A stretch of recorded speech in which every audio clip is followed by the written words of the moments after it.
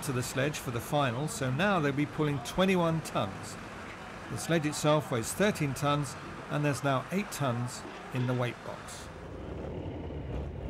And I wonder if that guy in the red has an inferiority complex. Well, first into the arena is Hingston with Kim Jensen.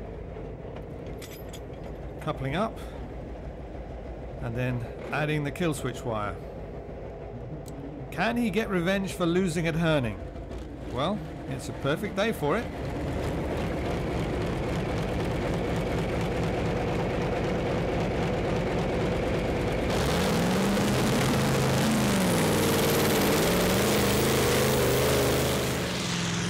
He's going well.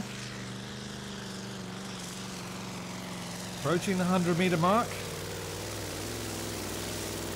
And that is just a bit short, I think.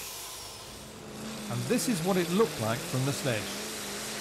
For all finals, they had an extra 10 meters, so to make a second full pull, you need 110 meters, which is marked by what they call a floating finish line. But Hingston was well short of that.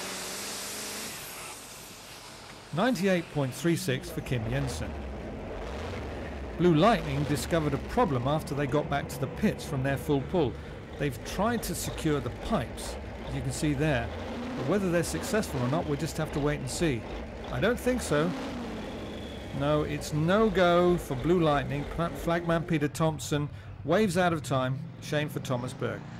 Now the last to pull. Anja Hanseen and Herbie slowly away, but then picking up speed. The front comes up and the Anja Express is on its way.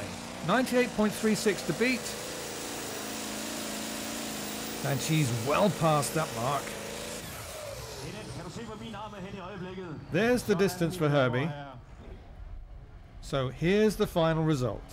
Hingston again second, with the unlucky Thomas Berg third with Blue Lightning. It was max points for Herbie, Hingston second, with both Starlight and Kermit sharing third place.